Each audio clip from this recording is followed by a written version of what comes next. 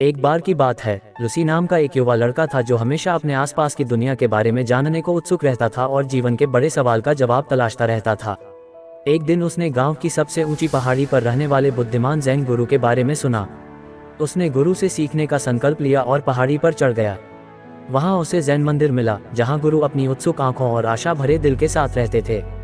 Lucy गुरु के पास पहुंचा और उनसे पूछा, मैं ज़ेन को कैसे ढूंढ सकता हूँ। गुरु एक सज्जन बूढ़े आदमी थे जिनकी आंखों में चमक थी। लुसी के उत्साह पर मुस्कुराते हुए उन्होंने शांति से उत्तर दिया, 10 साल।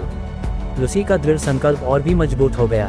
उसने पूछा, लेकिन क्या होगा अगर मैं और भी अधिक मेहनत करूं? तब मैं ज़ेन को कितनी जल्दी पा सकता हूं? गुरु ने रुककर जवाब दिया, 20 साल। भ्रमित लेकिन निश्चिंत, लुसी ने कहा, क्या होगा अगर मैं खुद को पूरी तरह से अभ्यास के लिए समर्पित कर दूं? तब इसमें कितना समय लगेगा? गुरु ने समझदारी से सिर हिलाते हुए कहा, 30 साल। लुसी की आत्मा डूब गई और वह अपना भ्रम व्यक्त करने से खुद को नहीं रोक सका। मास्टर, मुझे समझ नहीं आता। जितना अधिक मैं कड़ी मेहनत करने का वादा करता हूँ, उतना ही अधिक समय लगता है। ऐसा क्यों? गुरु ने शांत मुस्कान के साथ लुसी को देखा। जब आपकी एक आंख लक्ष्य पर टिकी होती है तो आपकी केवल एक आंख आपके रास्ते पर होती है, उन्होंने धीरे से समझाया। लुसी ने एक पल के लिए गुरु के शब्दों पर विचार किया और उनके भीतर छुपे ज्ञान को महसूस किया। वह समझ गया कि केवल अंतिम परिणाम पर ध्यान केंद्रित करने से उसे सच्ची समझ नहीं मिलेगी। उसे यात्रा को उसके सभी उतार चढ़ाव के साथ स्वीकार करने की आवश्यकता है। कल्पना करें कि आप एक बड़े ऊंचे पेड़ पर चढ़ रहे हैं।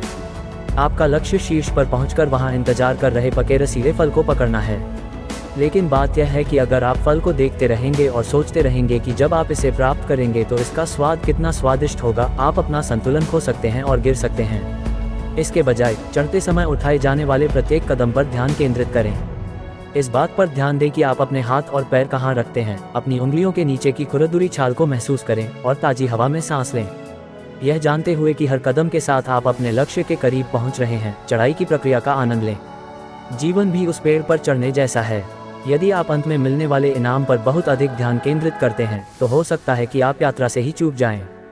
इसलिए आप जो भी कुछ नया सीख रहे हैं, किसी कौशल का अभ्यास कर रहे हैं या किसी लक्ष्य की ओर काम कर रहे हैं, प्रक्रिया का आनंद लेते समय अपने द्वारा किए गए प्रयास पर ध्यान केंद्रित करना याद रखें। इससे सीखें और आपके द्वारा उठाए गए हर कदम का जश्न मनाएं, क्योंकि कभी कभी सच्चा इनाम प्रयास में ही निहित होता है।